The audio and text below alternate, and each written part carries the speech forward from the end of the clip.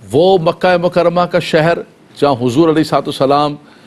نکلے اور غار کے اندر رہے سیدنا صدیق اکبر رضی اللہ تعالیٰ عنہ کے ساتھ، پھر مدینہ منورہ گئے۔ آج حضور علیہ السلام جو ہے فاتحانہ شان کے ساتھ 10,000 صحابہ کرام کا لشکر جرار مسلح حضور کے دائیں بائیں چل رہا ہے،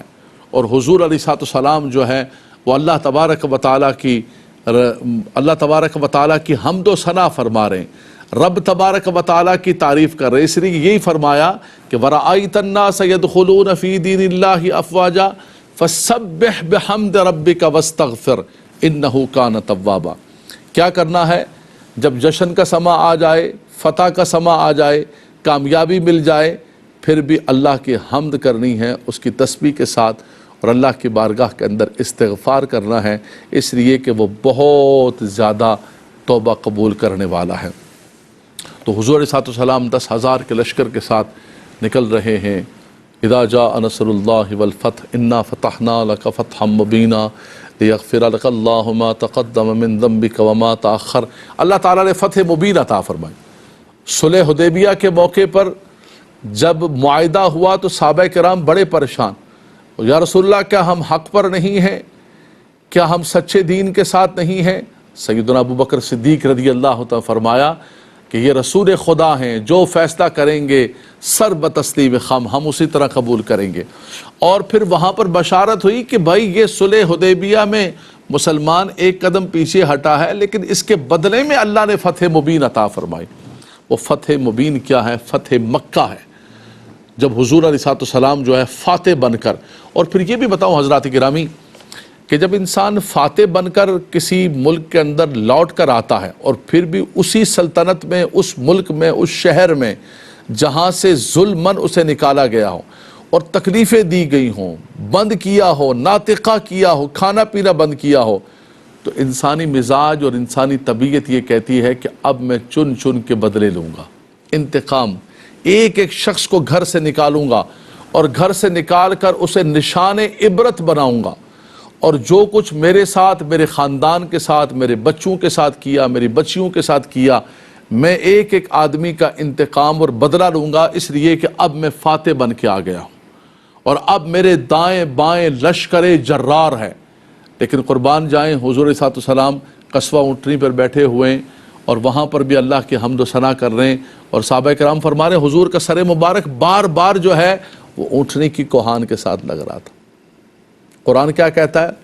فرمایا ان الملوک اذا دخلوا قریۃ افسدوها وجعلوا اعزۃ اہلها اذلہ۔ فرمایا جب یہ ملوک، یہ بادشاہ فاتح بن کر کے بستیوں کے اندر داخل ہوتے ہیں تو خون خرابہ کر دیتے ہیں، اور سروں کے مینار بنا دیتے ہیں، اور سب لوگوں کو، بچوں کو، عورتوں کو، سب کو، یہاں تک کہ جانوروں کو بھی نہیں چھوڑتے۔ لیکن قربان جائیں آقا دو جہاں صلی اللہ تعالیٰ علیہ وسلم کی ذات مبارکات پر، حضور تشریف لے گئے، خانہ کعبہ کا طواف کیا، بتوں سے پاک کیا مولا کائنات نے۔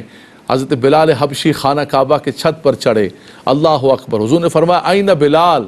میرا بلال کدھر ہے؟ اچھا ہم فاتح بنتے ہیں تو ہم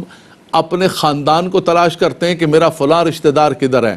لیکن حضور جب فاتح بنے، قربان جائیں، حضور نے فرمایا اس مکے کی دھرتی پر، اس تپتی ریت پر احد احد کا نعرے لگانے والا اور کوڑے کھانے والا وہ میرا بلال کدھر ہے؟ لوگ دیکھ رہے ہیں، کفار دیکھ رہے ہیں کہ بڑے بڑے حسین و جمیل ہاشمی خوبصورت رنگوں والے موجود ہیں، لیکن حضور علیہ السلام اس حبشی نسل اپنے بلال دیوانے اور غلام کو یاد کر رہے ہیں کہ میرا بلال آئین بلال،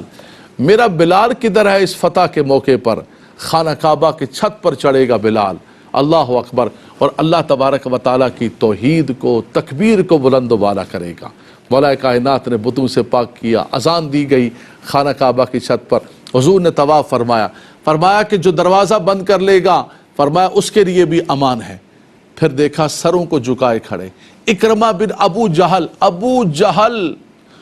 وہ جو زندگی بھر حضور علیہ السلام سے دشمنی کرتا رہا، بدر کے اندر دیکھیں، احد کے اندر دیکھیں، غزوات کے اندر دیکھیں، اس کا مال، اس کا سارے کا سارا، لیکن اکرمہ بن ابو جہل بھاگ رہا ہے، حضور نے فرمایا اس سے کہو بھاگے نہیں، اس کو بھی امان دیتے ہیں، اللہ اکبر۔ پھر حضور نے فرمایا کہ یہ بتاؤ تم میرے بارے میں کیا گمان کرتے ہو کہ میں تمہارے ساتھ کیا کروں گا؟ سارے قریش آل مکہ کفار سر جھکائے کھڑے ہیں، لیکن انہوں نے ایک بات کہی کہ انت کریم وابن کریم، فرمایا آپ خود بھی کریم ہیں اور کریموں کی اولاد ہیں، آپ کے باپ دادا بھی کریم تھے، حضرت عبداللہ بھی کریم تھے، حضرت عبد المطلب بھی کریم تھے، آپ کا سارا سلسلہ نسب فرمایا کریم ہی کریم تھے، ہمیں آپ سے کرم ہی کی امید ہے، ہمیں یہی امید ہے کہ آپ کرم ہی کرم فرمائیں گے۔ اللہ کے نبی صلی اللہ علیہ وسلم نے فرمایا کہ آج میں وہی بات کروں گا